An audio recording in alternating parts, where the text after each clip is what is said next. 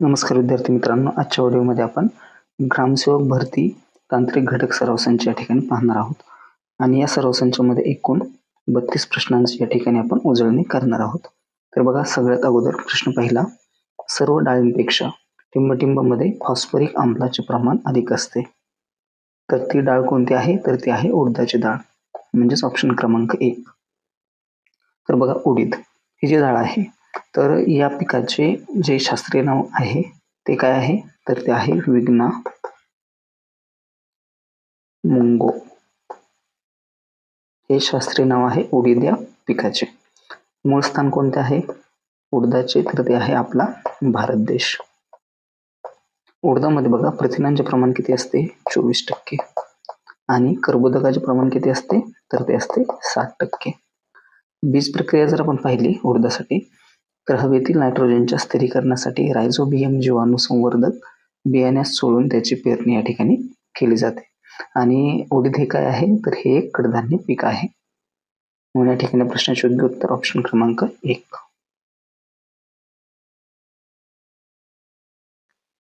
पुढचा प्रश्न बघा, पीटर, एरागोवा, नाडूसलाई, ग्रेम ही टिंबटिंब आहेत. तर काय आहेत? तर ही आहेत पायरी आंब्याची इतर नावे, ऑप्शन क्रमांक 3. तर बघा, आंबा जर आपण पाहिला तर आंब्याचे कुळ कोणते आहे? तर ते आहे एनाकार्डियेसी. शास्त्रीय नाव काय आहे? मॅग्निफेरा इंडिका. हे आंबा या फळपिकाचे शास्त्रीय नाव आहे. तर बघा, आंब्याच्या झाडाच्या फांदीवर वाढणारी जी अहरित परजीवी वनस्पती आहे, ती वनस्पती कोणती आहे? तर ती आहे अमरवेल. हे देखील तुम्ही लक्षात ठेवा, अमरवेल. त्याचबरोबर जगामध्ये आंबा लागवडीखालील प्रथम क्रमांक कोणत्या देशाचा लागतो? तर तो आहे आपला भारत देश. जगाच्या 65% आंब्याचे उत्पादन होते भारत देशामध्ये. याचबरोबर जगात आंबा उत्पन्नामध्ये प्रथम क्रमांक कोणता आहे? भारताचा. आंबा लागवडीखाली आणि आंबा उत्पन्नात देखील भारताचा प्रथम क्रमांक लागतो.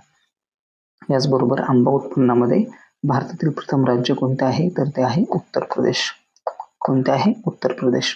त्याचबरोबर अजून एक महत्त्वाची आंबा या फळपिकाची जात आहे, ती म्हणजे कोणती? पायरी आंबा. तर पायरी आंबा जो आहे, तर याला दमट हवामान चांगले मानवते. पायरी आंब्याची इतर नावे कोणती आहेत? तर ते आहेत रसपुरी, याचबरोबर पीटर, त्यानंतर आहे इरागोवा, नाडूसलाई, ग्रेम, गोदाबंदर इत्यादी महत्त्वपूर्ण नावे या ठिकाणी आपल्याला आढळतात. म्हणून या प्रश्नाचे योग्य उत्तर काय आहे? पायरी आंब्याची इतर नावे काय आहेत? पीटर, एरागोवा, नाडूसलाई, ग्रेम. पुढचा प्रश्न बघा, पुढील विधान तपासा. या ठिकाणी 2 विधाने दिलेली आहेत. पहिले विधान, कॉफीच्या उत्पन्नात ब्राझीलचा जगात प्रथम क्रमांक लागतो. आणि दुसरे विधान आहे, जगात सर्वाधिक ग्रीन टी पिकवणारा देश केनिया आहे. तर या ठिकाणी पहिले विधान बरोबर आहे, पण दुसरे विधान चुकीचे आहे. म्हणून या ठिकाणी प्रश्नाचे योग्य उत्तर फक्त 1 योग्य, म्हणजेच ऑप्शन क्रमांक 1. तर बघा, कॉफीचे उगमस्थान कोणते आहे? दक्षिण इथिओपिया. कॉफीच्या पिकास योग्य तापमान कोणते असते? तर 14 डिग्री सेल्सिअस ते 26 डिग्री सेल्सिअस. ब्राझील विषयी जर आपण माहिती पाहिली, तर कॉफी उत्पन्नामध्ये जगात प्रथम कोणता देश आहे? तर तो आहे ब्राझील.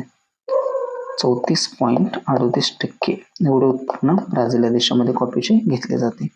त्याचबरोबर भारतामध्ये पश्चिम घाटाच्या पूर्वीय उतारावर कॉफीचे उत्पादन घेतले जाते. आणि आपल्या भारत देशाचा जर विचार केला, तर देशामधील कर्नाटक हे राज्य कॉफी उत्पादनामध्ये अग्रेसर राज्य आहे. याचबरोबर जगामध्ये सर्वाधिक ग्रीन टी पिकवणारा देश कोणता आहे? तर तो केनिया नसून कोणता आहे? जपान. ग्रीन टी पिकवणारा देश. याचबरोबर चहाला काय म्हटले जाते? हिरवे सोने म्हटले जाते. चहा पिकाखालील क्षेत्र आणि उत्पन्नामध्ये प्रथम क्रमांक कोणत्या देशाचा लागतो? तर तो आहे चीन या देशाचा प्रथम क्रमांक. उत्पादन किती होते? 38%. आणि भारताचा दुसरा क्रमांक लागतो. उत्पादन किती होते चहाचे भारतामध्ये? 28%. मग या ठिकाणी या प्रश्नाचे योग्य उत्तर फक्त 1 योग्य. पुढचा प्रश्न क्रमांक 4. महाराष्ट्रातील व्याघ्र प्रकल्प व त्यांचे जिल्हे यांची अयोग्य जोडी ओळखा. कशी अयोग्य जोडी?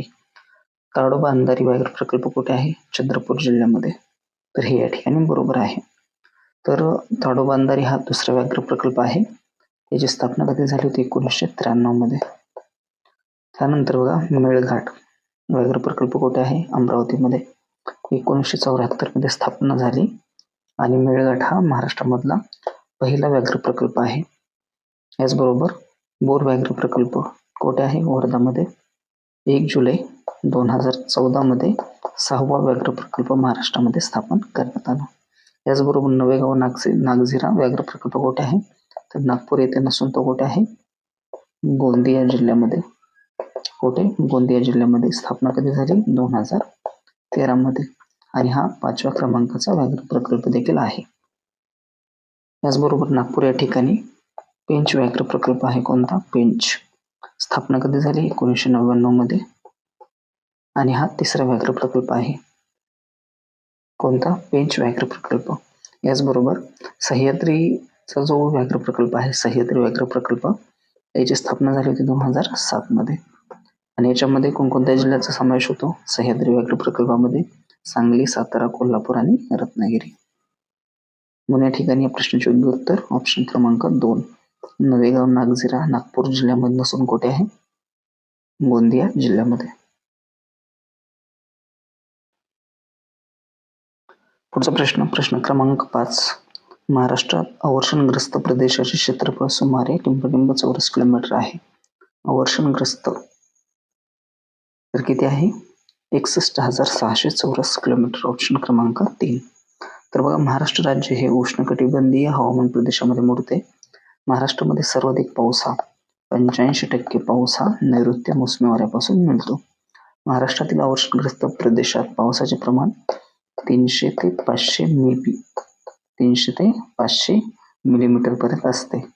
महाराष्ट्राच्या एकूण क्षेत्रफळापैकी 20% प्रदेश हा कसा असतो? अवर्षणग्रस्त प्रदेशामध्ये येतो, जो राज्याच्या एकूण लोकसंख्येच्या 6% भाग आहे. किती? 6% भाग. महाराष्ट्रातील भौगोलिक क्षेत्रफळ हे देशाच्या सुमारे किती आहे? 9.37%.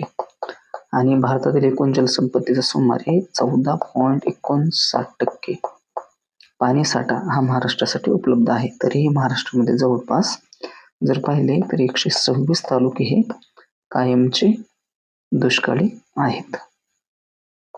मग या प्रश्नाचे योग्य उत्तर आहे महाराष्ट्रात अवर्षणग्रस्त प्रदेशाचे क्षेत्रफळ सुमारे किती आहे? 61,600 चौरस किलोमीटर. पुढचा प्रश्न धरणामधून 30,000 क्युसेक पाणी सोडले असता त्या नदीपात्राची पाणी पातळी जिथे पोहोचेल ती रेषा टिंबटिंब म्हणून ओळखली जाते.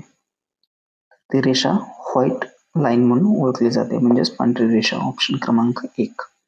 तर बघा पूर रेषेविषयी जर आपण माहिती पाहिली तर निळी रेषा पाहूया आपण.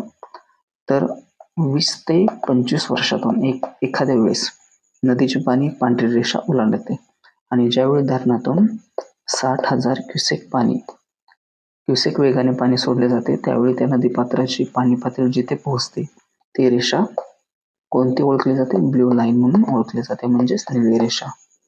याचबरोबर जी रेड लाईन आहे म्हणजेच लाल रेषा, तर 40 ते 50 वर्षामध्ये अतिवृष्टीने नदीचे पात्र निळी रेषा ओलांडते आणि ज्यावेळी धरणातून 1,00,000 क्युसेक वेगाने पाणी सोडले जाते त्यावेळेस नदीपात्राची पाणी पातळी जिथे पोहोचेल ती रेषा रेड लाईन म्हणून ओळखली जाते.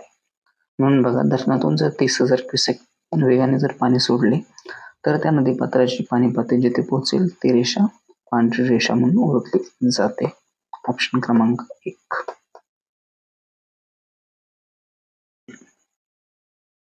पुढचा प्रश्न कांद्याला पिवळा रंग आणणारा घटक खालीलपैकी कोणता आहे? तर तो कोणता आहे? क्वेरसेटिन. ऑप्शन क्रमांक 3. तर बघा कांद्याचे शास्त्रीय नाव काय आहे? तर ते आहे अलियम झेपा. तर बघा कांद्याला तिखटपणा आणणारा घटक कोणता आहे? तिखटपणा आणणारा घटक तो आहे अलील प्रोफिल डायसल्फाइड. आणि कांद्याला लाल रंग आणणारा घटक कोणता आहे? तर तो आहे अँथ्रोसायनिन. कोणता? अँथ्रोसायनिन. याचबरोबर आणखीन जर माहिती पाहिली आपण तर राष्ट्रीय कांदा व लसूण संशोधन केंद्र कुठे आहे? तर ते आहे राजगुरुनगरमध्ये. कुठे? राजगुरुनगर.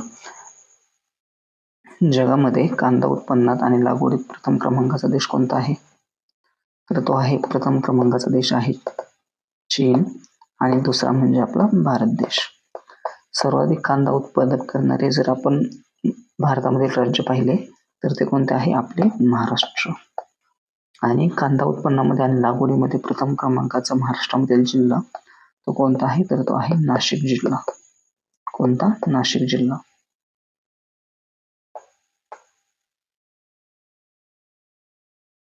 पुढचा प्रश्न, खालीलपैकी प्रकल्पांची चुकीची जोडी ओळखा. चुकीची जोडी. उकाई प्रकल्प कुठे आहे? गुजरातमध्ये. तर हे बरोबर आहे. कोणत्या नदीवर आहे? तर ती नदी आहे तापी नदी. सुरत जिल्ह्यातील उकाई आणि काकरपारा या ठिकाणी आहे उकाई प्रकल्प. त्यानंतर रामगंगा प्रकल्प कुठे आहे? उत्तराखंडमध्ये. तर हे देखील बरोबर आहे. कोणत्या नदीवर? रामगंगा नदीवर. रामगंगा ही गंगा नदीची उपनदी आहे. त्यानंतर आहे जायकवाडी प्रकल्प महाराष्ट्र. तर महाराष्ट्रामधील औरंगाबाद जिल्ह्यातील पैठण या ठिकाणी गोदावरी नदीवर जायकवाडी प्रकल्प आहे. जायकवाडी जे धरण आहे तर यामधील जलाशयास काय म्हटले जाते? नाथसागर. काय म्हटले जाते? नाथसागर. तर याची पायाभरणी कधी करण्यात आली होती? 18 ऑक्टोबर 1965 मध्ये. कोणाच्या हस्ते? लाल बहादूर शास्त्री यांच्या हस्ते. पेरियार प्रकल्प कुठे आहे? तर हा आहे केरळमध्ये. म्हणून या ठिकाणी ही जोडी चुकीची आहे. आपल्याला काय दिलेले आहे? तामिळनाडू. तर पेरियार प्रकल्प कुठे आहे? केरळमध्ये, पेरियार नदीवर. याचबरोबर अजून एक महत्वाचा प्रकल्प तो म्हणजे अलमपट्टी धरण.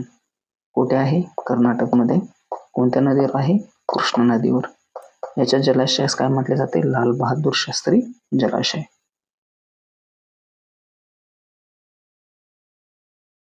पुढचा प्रश्न, महाराष्ट्रातील हळदीचा सर्वाधिक उत्पादन करणारा जिल्हा खालीलपैकी कोणता आहे? हळदीचे सर्वाधिक उत्पादन करणारा जिल्हा महाराष्ट्रामधील तर तो कोणता आहे? हिंगोली जिल्हा. ऑप्शन क्रमांक 3. तर बघा, हळदीचे शास्त्रीय नाव काय आहे? कुकुर्मा डोमेस्टिका. काय आहे? कुकुर्मा डोमेस्टिका. उगमस्थान कोणते आहे? तर आपला भारत देश. हळदीला पिवळा जो रंग आहे तर हा कशामुळे प्राप्त होतो? तर कुरकुमिन या द्रव्यामुळे. हळदीचे आयुर्वेदिक नाव काय आहे? तर ते आहे हरिद्रा. काय नाव आहे? हरिद्रा. हळदीच्या जर प्रमुख जाती पाहिल्या तर त्या कोणत्या आहेत? फुले स्वरूपा, कृष्णा, अलिप्पी, राजापुरी, प्रभा, सुरुमा, सुदर्शना, याचबरोबर शोभा आहे. त्यानंतर सोना देखील आहे. योग्य उत्तर हिंगोली. महाराष्ट्रातील हळदीचे सर्वाधिक उत्पादन घेणारा जिल्हा. पुढचा प्रश्न, पुढील विधाने तपासा. प्रश्न क्रमांक 10. लसणातील अलिसिन द्रव्यामुळे रक्तातील कोलेस्टेरॉलचे प्रमाण कमी होते. तर हे विधान या ठिकाणी बरोबर आहे. आणि दुसरे विधान, बटाट्याखालील क्षेत्राने उत्पन्नामध्ये भारताचा जगात पहिला क्रमांक लागतो. तर हे विधान या ठिकाणी चुकीचे आहे, कारण बटाट्याखालील क्षेत्राने उत्पन्नामध्ये भारताचा जगात दुसरा क्रमांक लागतो आणि पहिला क्रमांक तो म्हणजे चीन या देशाचा. तर बघा, बटाट्याचे शास्त्रीय नाव काय आहे? सोलॅमन ट्युबरोझम. मूळ स्थान कोणते आहे? दक्षिण अमेरिका. बटाट्यामध्ये व्हिटॅमिन ब आणि व्हिटॅमिन क हे जीवनसत्वे भरपूर प्रमाणात असतात. याचबरोबर पिष्टमय पदार्थ, प्रथिने, लोह, फॉस्फरस आणि मॅग्नेशियम ही खनिजे देखील बटाट्यामध्ये आढळतात. केंद्रीय बटाटा संशोधन केंद्र कुठे आहे? तर ते आहे शिमला या ठिकाणी. केंद्रीय बटाटा संशोधन केंद्र कुठे आहे? शिमला या ठिकाणी. लसूण जो आहे तर याचे शास्त्रीय नाव काय आहे? ॲलियम सटायवम. मूळ स्थान मध्य आशिया. लसणाचा जो उग्रवास आहे हा त्यातील ॲलिनिन आणि त्यापासून मिळणाऱ्या डायअलिल डायसल्फाइड या रसायनामुळे तयार होतो. म्हणून या ठिकाणी प्रश्नाचे योग्य उत्तर फक्त एक योग्य. ऑप्शन क्रमांक 1. पुढचा प्रश्न क्रमांक 11. मोसंबीवर पडणारा देवी किंवा खैऱ्या रोग हा टिंबटिंब जीवाणूमुळे उद्भवतो. तर त्या जीवाणूचे नाव काय आहे? झॅन्थोनस, कॅप्स्टरिस, पीव्हीसी ट्राय. ऑप्शन क्रमांक 2. मोसंबीचे शास्त्रीय नाव काय आहे? सिट्रस लिमेटा. काय नाव आहे? सिट्रस लिमेटा. मोसंबी या फळपिकाचे शास्त्रीय नाव. मूळ स्थान कोणते आहे? इराण. मोसंबीचे मूळ स्थान इराण आहे. मोसंबी या फळ पिकासाठी जमीन कशी पाहिजे? मध्यम ते काळी. लागवडीचे अंतर किती असते? 6 बाय 6 मीटर. स्थानिक नाव काय आहे मोसंबीचे? तर ते आहे पन्नेरी. काय नाव आहे? पन्नेरी. याचबरोबर अजून एक महत्वाचा प्रश्न आहे या ठिकाणी, जो प्रश्न परीक्षेमध्ये विचारला जाऊ शकतो, तो म्हणजे डॉक्टर पंजाबराव देशमुख कृषी विद्यापीठाने विकसित केली एक महत्वपूर्ण मोसंबीची जात, ती म्हणजे कोणती आहे? काटोल गोल्ड. काटोल गोल्ड. याचबरोबर मोसंबी पिकावर पडणारे काही महत्वपूर्ण रोग, ते म्हणजे मुळकुजे रोग, जो कोणत्या बुरशीमुळे होतो? रायझोक्टोनिया. याचबरोबर अजून एक महत्वाचा रोग आहे, तो म्हणजे कोळशी रोग. हा जो कोळशी रोग आहे, तर पांढऱ्या माशीच्या अंगातून स्रवणाऱ्या मधासारख्या चिकट गोड पदार्थावर काळ्या रंगाच्या बुरशीची वाढ होते. यालाच काय म्हटले जाते? कोळशी रोग. म्हणून या प्रश्नाचे योग्य उत्तर ऑप्शन क्रमांक 2. पुढचा प्रश्न, वनस्पतीच्या पेशी विभाजनाच्या क्रियेला चालना टिंबटिंब या रसायनामुळे मिळते. तर कोणत्या रसायनामुळे? सायटोकायनिन. हे काय आहे? हे एक संप्रेरक आहे. हे काय आहे? संजीवक आहे. तर बघा, सायटोकायनिन जे आहे, तर या प्रकारचे जे वाढ नियंत्रके असतात, तर हे वनस्पतीमध्ये नैसर्गिकपणे तयार होतात. इष्टच्या अर्कामध्ये नारळाचे जे दूध असते, तर यामध्ये हे संजीवक असते. कोणते? सायटोकायनिन. तर सायटोकायनिनचा उपयोग काय होतो? तर सायटोकायनिनमुळे काय होते? तर फळ पिकामध्ये फळधारणा होऊन फळांचा जो आकार असतो, तर हा आकार या ठिकाणी वाढतो. प्रतिकूल परिस्थितीमध्ये बियाणांची उगवण देखील होते आणि पिकांचा चांगला जम बसतो. याचबरोबर सायटोकायनिनमुळे अजून एक काय होते? तर मुळांची आणि शाखांची वाढ संतुलित होते. तर संजीवके म्हणजे काय? तर संजीवके म्हणजे वनस्पतीमधील नैसर्गिक साधने, याचबरोबर कृत्रिमरित्या तयार केलेली रसायने, की ज्यांचा उपयोग वनस्पतीची वाढ थांबवण्याकरता अथवा वनस्पतीची वाढ करण्याकरता या ठिकाणी केला जातो. त्याला काय म्हटले जाते? संजीवके. म्हणून या प्रश्नाचे योग्य उत्तर ऑप्शन क्रमांक 1 सायटोकायनिन.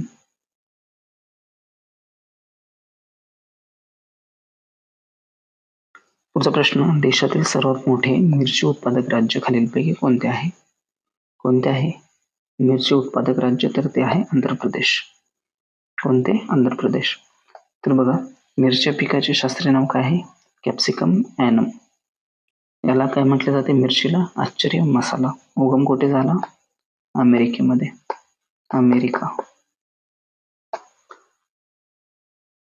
याचबरोबर देशातील मिरचीच्या उत्पन्नामध्ये आंध्र प्रदेश राज्याचे योगदान किती आहे? जवळपास 75%.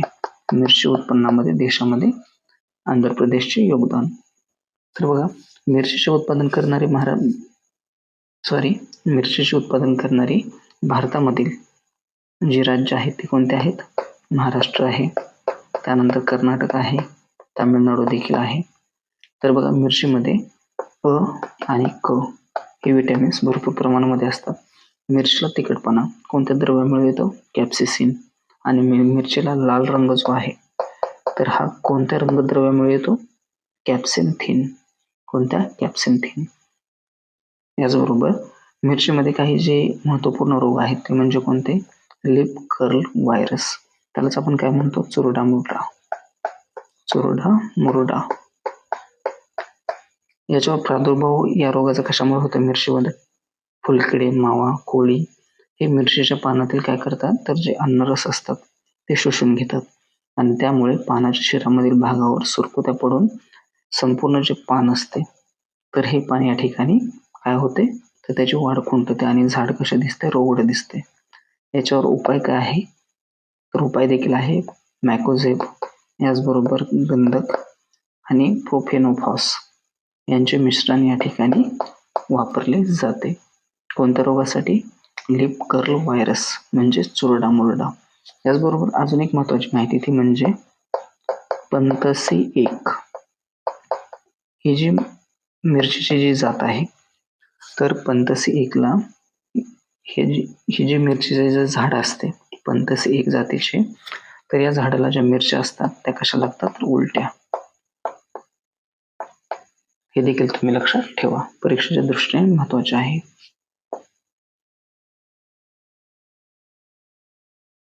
पुढचा प्रश्न क्रमांक 14. जा शिक्षण मिळवा ही कविता खालीलपैकी कोणत्या एका समाजसुधारकाशी संबंधित आहे? तर जा शिक्षण मिळवा ही कविता कोणाची आहे? सावित्रीबाई फुले यांची. ऑप्शन क्रमांक 2. याचबरोबर 1850 मध्ये सावित्रीबाई फुले यांची काव्य फुले हा जो कविता संग्रह आहे हा प्रसिद्ध झाला कधी? 1850 मध्ये. आणि सावित्रीबाई फुले यांनी या काव्यसंग्रहामध्ये ग्रंथाच्या प्रारंभी शंकराचे स्तोत्र लिहिलेले आहेत. कोणाचे? शंकराचे स्तोत्र. याचबरोबर 1892 मध्ये भावांकशी सुबोध रत्नाकर हा ग्रंथ त्यांचा प्रसिद्ध झाला. याचबरोबर 1995 पासून सावित्रीबाई फुले यांचा जो जन्मदिवस आहे तो म्हणजे 3 जानेवारी. तर हा दिवस बालिका दिन म्हणून साजरा करण्यात येतो. त्याचबरोबर 3 जानेवारी हा दिवस स्त्री मुक्ती दिन म्हणून देखील पाळला जातो. तर बघा 2015 मध्ये पुणे विद्यापीठाचे नाव बदलून काय ठेवण्यात आले? सावित्रीबाई फुले पुणे विद्यापीठ. सावित्रीबाई फुले पुणे विद्यापीठ. ऑप्शन क्रमांक 2 हे या प्रश्नाचे योग्य उत्तर आहे. पुढचा प्रश्न, जगातील सर्वात कोरडे वाळवंट खालीलपैकी कोणते आहे? जगातील सर्वात कोरडे वाळवंट तर ते आहे आटाकामा वाळवंट. आटाकामा वाळवंट कुठे आहे? दक्षिण अमेरिकेतील चिली देशामध्ये. तर याचबरोबर या ठिकाणी एक नदी देखील वाहते आटाकामा वाळवंटामध्ये. त्या नदीचे नाव आहे लोवा नदी. ही एकमेव नदी आहे या ठिकाणी वाहणारी. याचबरोबर गोबी वाळवंट कुठे आहे? तर हे आहे चीन आणि मंगोलियाच्या मध्ये. आशिया खंडातील दुसरे सर्वात मोठे आणि जगातील 6वे वाळवंट ते म्हणजे कोणते? गोबीचे वाळवंट. थार वाळवंट कुठे आहे? भारत आणि पाकिस्तानच्या सरहद्दीवरील वाळवंट. तर यामध्ये बघा थार वाळवंटाचा 85% भाग जो आहे तो आपल्या भारत देशामध्ये आहे आणि 15% भाग आहे पाकिस्तानमध्ये. तर भारतामध्ये थार वाळवंट जे आहे तर हे कोणत्या राज्यामध्ये पसरलेले आहे? राजस्थान, गुजरात, पंजाब आणि हरियाणा. त्यानंतर सहारा जे वाळवंट आहे तर आफ्रिका खंडातील सर्वात मोठे उष्ण वाळवंट ते म्हणजे कोणते? सहारा वाळवंट.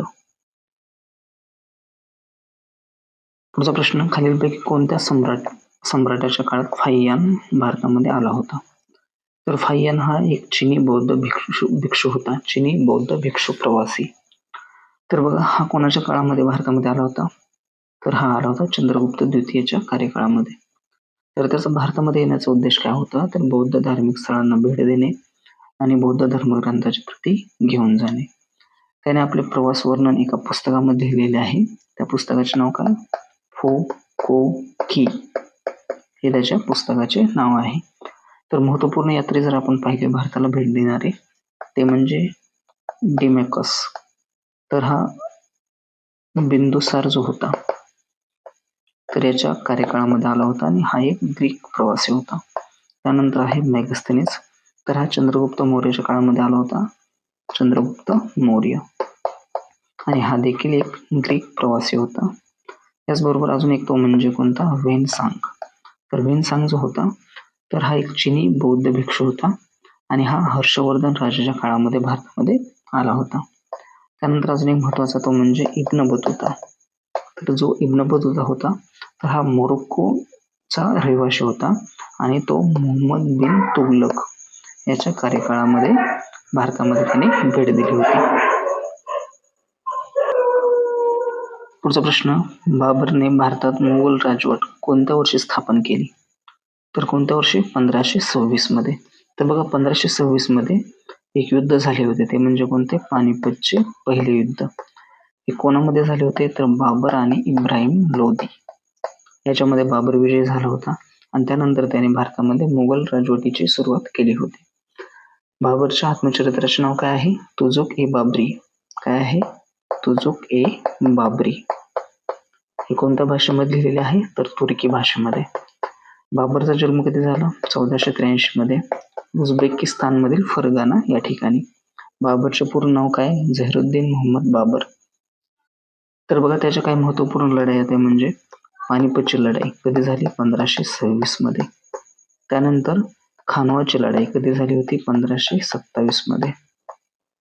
त्यानंतर चंदेरीची लढाई 1528 मध्ये. आणि अजून एक महत्वाची लढाई आहे ती म्हणजे घागराची लढाई 1529 मध्ये. आणि बाबरचा मृत्यू कधी झाला 1530 मध्ये. प्रथम काय करण्यात आले, आग्रा येथील आरामबागेमध्ये बाबरला पुरण्यात आले आणि त्यानंतर अफगाणिस्तानमधील काबूल या ठिकाणी त्याचा मृतदेह वापस नेण्यात आला. या ठिकाणी प्रश्नाचे योग्य उत्तर, बाबरने भारतात मोगल राजवट कोणत्या वर्षी स्थापन केली 1526 मध्ये. पुढचा प्रश्न, होल्ट मॅकेन्झी आणि रॉबर्ट मार्टिन्स बर्ट यांनी टिंबटिंब सादर केली. तर जमीन महसुलाची कोणती पद्धत त्यांनी सादर केली, तर ती पद्धत होती महालवारी पद्धत. तर महाल म्हणजे काय, तर एखाद्या गावाला महाल असे देखील त्या काळात म्हटले जात होते. तर यामध्ये बघा बंगालच्या वायव्य प्रांतामध्ये 1822 मध्ये ही महालवारी नावाची महसूल पद्धत सुरू करण्यात आली. कोणाकडून, होल्ट मॅकेन्झी आणि रॉबर्ट मार्टिन्स बर्ट.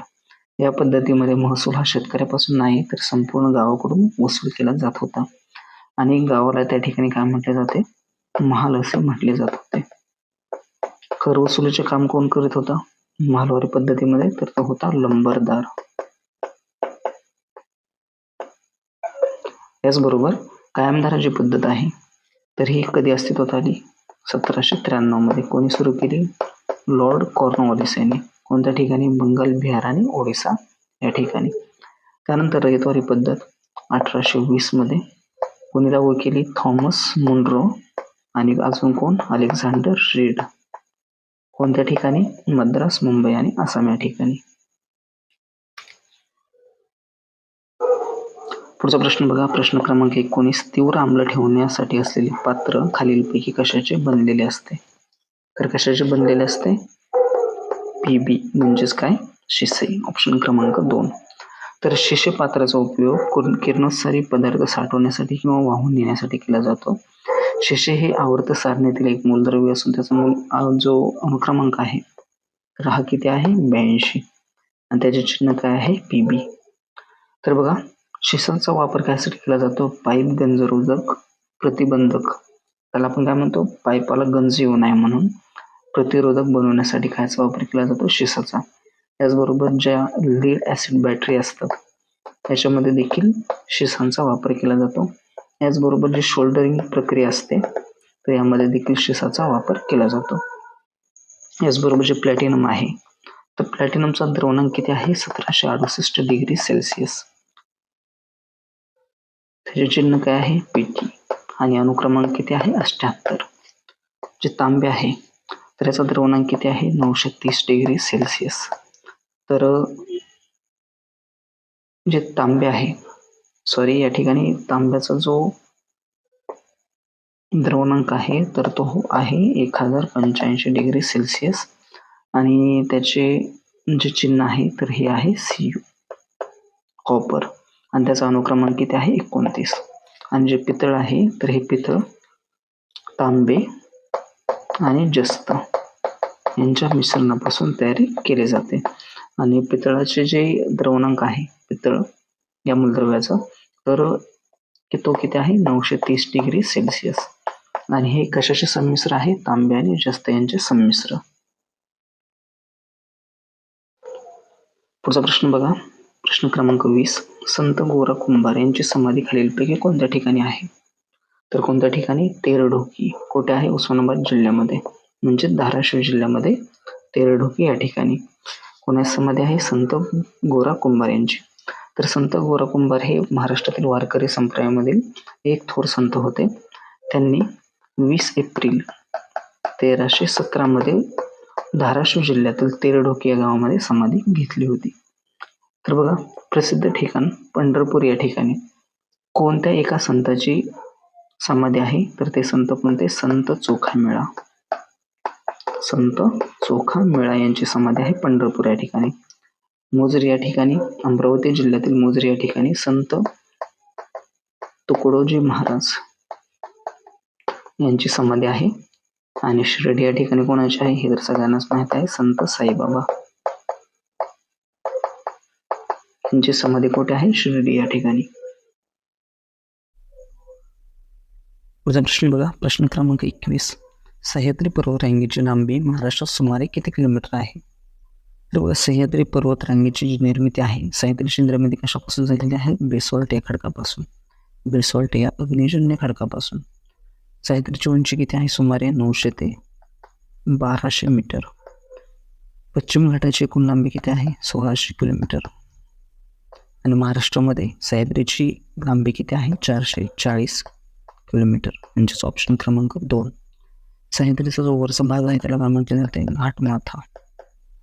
आणि सह्याद्रीचा पूर्वेकडील भाग त्याला काय म्हटले जाते? मावळ. सह्याद्रीमधील सर्वोच्च शिखर कोणते आहे? तर ते आहे अनाईमुडी. कोणत्या राज्यामध्ये आहे? केरळ राज्यामध्ये. त्याची उंची किती आहे? 2695 मीटर. आणि सह्याद्री पर्वतरांगेतील सर्वोच्च शिखर महाराष्ट्रामधील ते कोणते आहे? कळसुबाई. उंची किती आहे? 1646 मीटर.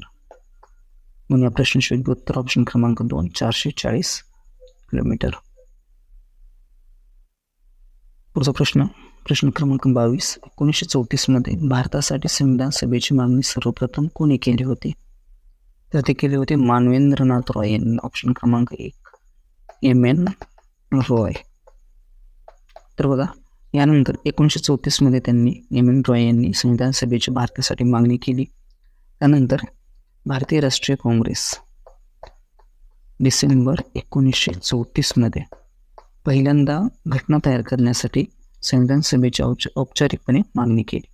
त्यानंतर काय झाले की 1940 मध्ये लॉर्ड लिनलिथगो यांच्या ऑगस्ट ऑफरद्वारे ब्रिटिश सरकारने पहिल्यांदाच भारताची घटना मुख्यतः भारतीयांनीच तयार करावी हे मान्य केले. आणि त्यानंतर शेवटी काय झाले की मे 1946 मध्ये कॅबिनेट मिशन प्लॅनमध्ये संविधान सभेच्या निर्मितीची तरतूद करण्यात आली. आणि संविधान सभेच्या निवडणुका कधी झाल्या? जुलै 1946 मध्ये. आणि संविधान सभेची पहिली बैठक कधी भरण्यात आली? 9 डिसेंबर 1946 मध्ये.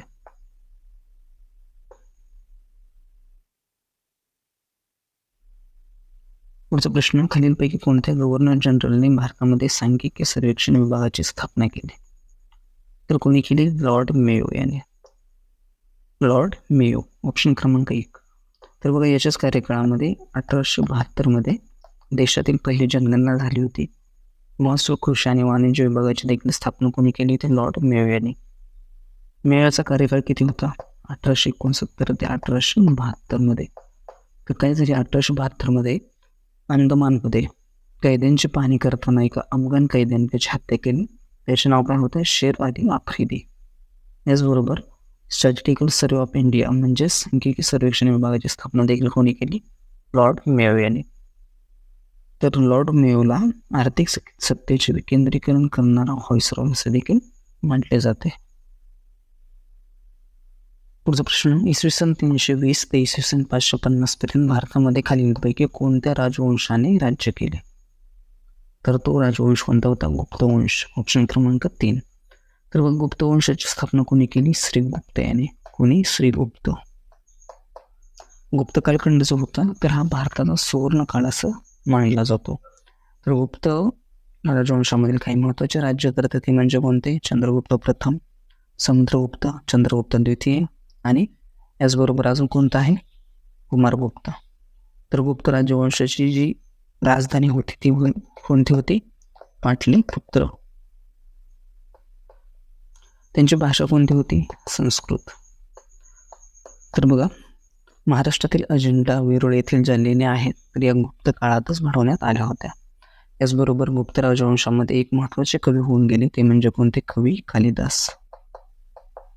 कवी कालिदास. पुढचा प्रश्न, चंद्रगुप्त मौर्याला नंदाचा पाडाव करण्यासाठी चाणक्याची मदत कशी मिळाली याचे वर्णन कोणत्या ग्रंथामध्ये दिलेले आहे? तर तो ग्रंथ कोणता आहे? मुद्रा राक्षस.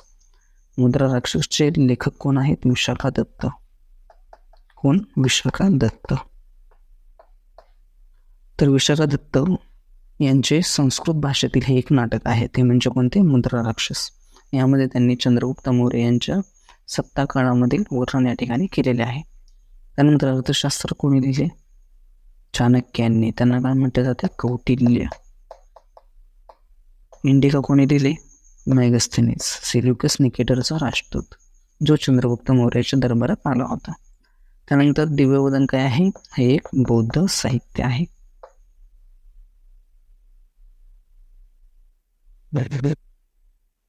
पुढचा प्रश्न, 7व्या पंचवार्षिक योजनेतील उद्दिष्टांपैकी प्रमुख उद्दिष्ट खालीलपैकी कोणते होते? तर बघा, 7व्या पंचवार्षिक योजनेचा कार्यकाळ किती होता, 1985 ते 1990. अध्यक्ष कोण होते, राजीव गांधी. तर 7व्या पंचवार्षिक योजनेची महत्त्वपूर्ण उद्दिष्ट ते म्हणजे कोणते, अन्नधान्य उत्पन्नामध्ये वाढ करणे, ऑप्शन क्रमांक 2. तर बघा, यामध्ये अन्नधान्य उत्पादनाला गती देणे, रोजगाराची संधी वाढवणे हे या ठिकाणी महत्त्वपूर्ण उद्दिष्ट होते. आणि यामध्ये सार्वजनिक क्षेत्रापेक्षा खाजगी क्षेत्राला प्रथमच प्राधान्य देण्यात आले होते. तर या ठिकाणी लक्ष काय ठेवण्यात आले होते 7व्या पंचवार्षिक योजनेमध्ये, 5.0% आणि साध्य किती झाले होते, 6.01%. म्हणजेच ही योजना जी होती 7वी पंचवार्षिक योजना ही या ठिकाणी यशस्वी झाली होती. पुढचा प्रश्न बघा, प्रश्न क्रमांक 27. भारतीय राष्ट्रीय काँग्रेसचे प्रथम मुस्लिम अध्यक्ष खालीलपैकी कोण होते? तर ते कोण होते, बद्रुद्दीन तय्यबजी. तर बघा, भारतीय राष्ट्रीय काँग्रेसचे जे तिसरे अधिवेशन होते ते 1887 मध्ये भरले होते. कुठे, मद्रास या ठिकाणी. त्यावेळेस त्या अधिवेशनाचे अध्यक्ष कोण होते, बद्रुद्दीन तय्यबजी, प्रथम मुस्लिम अध्यक्ष. याचबरोबर काही महत्त्वपूर्ण माहिती आपण पाहूया भारतीय राष्ट्रीय काँग्रेसबद्दल. तर 1888 मध्ये जॉर्ज युरी हे अलाहाबाद या ठिकाणी जे अधिवेशन भरले होते भारतीय राष्ट्रीय काँग्रेसचे, तर त्याचे अध्यक्ष होते आणि हे प्रथम इंग्रज अध्यक्ष होते. त्यानंतर 1917 मध्ये कलकत्ता या ठिकाणी जे अधिवेशन भरले होते, तर त्या अधिवेशनाचे अध्यक्ष कोण होत्या, डॉक्टर ॲनी बेझंट या भारतीय राष्ट्रीय काँग्रेसच्या पहिल्या महिला अध्यक्षा होत्या. त्यानंतर 1925 मध्ये कानपूर या ठिकाणी अधिवेशन भरले होते, तर यामध्ये सरोजिनी नायडू या अध्यक्षा होत्या आणि या प्रथम भारतीय महिला अध्यक्षा होत्या. आणि याचबरोबर 1936 मध्ये फैजपूर या ठिकाणी भारतीय राष्ट्रीय काँग्रेसचे अधिवेशन भरले होते, त्याचे अध्यक्ष कोण होते, पंडित नेहरू. आणि हे जे अधिवेशन होते फैजपूर या ठिकाणी भरलेले, तर हे पहिले ग्रामीण अधिवेशन होते. कोणते, पहिले ग्रामीण अधिवेशन. पुढचा प्रश्न, 1920 मध्ये भरलेल्या दक्षिण महाराष्ट्रातील बहिष्कृत वर्गाच्या परिषदेचे अध्यक्ष खालीलपैकी कोण होते? तर कोण होते, डॉक्टर बाबासाहेब आंबेडकर. तर बघा, 1920 मध्ये दक्षिण महाराष्ट्रातील बहिष्कृत वर्गाची परिषद कुठे भरली होती, तर कोल्हापूर येथील माणगाव या ठिकाणी. त्याचे अध्यक्ष कोण होते, डॉक्टर बाबासाहेब आंबेडकर. तर ही परिषद जी होती तर याचे आयोजक कोण होते, राजश्री शाहू महाराज. आणि या परिषदेमध्ये शाहू महाराजांनी डॉक्टर बाबासाहेबांना दलित शोषितांचा पुढारी असा त्यांचा गौरव केला होता.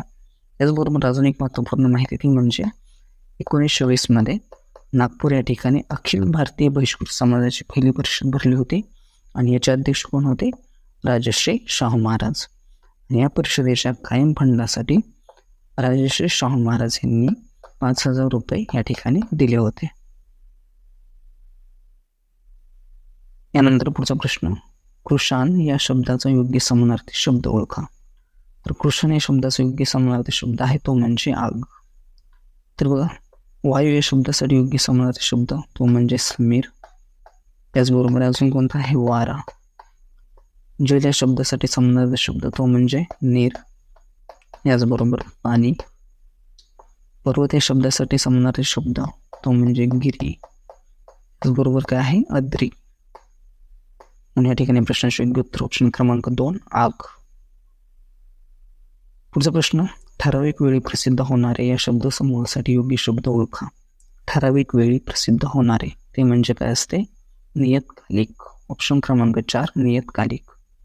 दैनिक म्हणजे काय, दररोज प्रकाशित होणारे प्रकाशन. साप्ताहिक म्हणजे काय, दर सप्ताहामध्ये एखाद्या विशिष्ट दिवशी प्रसिद्ध होणारे. आणि मासिक म्हणजे काय, दर महिन्याला प्रकाशित होणारे नियतकालिक. पुढचा प्रश्न, पुढील शब्दसमूहासाठी योग्य शब्द ओळखा. मोजकाच आहार घेणारा म्हणजे काय, मितभोजक. ऑप्शन क्रमांक 1. खादाड म्हणजे काय, खूप जेवण जेवणारा. कूपमंडूक म्हणजे काय? संकुचित वृत्तीचा. अधाशी म्हणजे काय? तर त्याला आपण काय म्हणू शकतो? हावरा किंवा लोभी म्हणजे काय? अधाशी. आणि यानंतरचा या व्हिडिओमधला शेवटचा प्रश्न, पुढील शब्द समूहासाठी योग्य शब्द ओळखा. निळ्या रंगाचे एक रत्न. तर या शब्द समूहासाठी एक शब्द तो म्हणजे कोणता? इंद्रनीळ. ऑप्शन क्रमांक 1. नीलकंठ म्हणजे काय? निळा आहे कंठ ज्याचा, म्हणजेच भगवान शंकर. घन निळा म्हणजे काय? निळा घन. आणि निलांबर म्हणजे काय? निळे आकाश.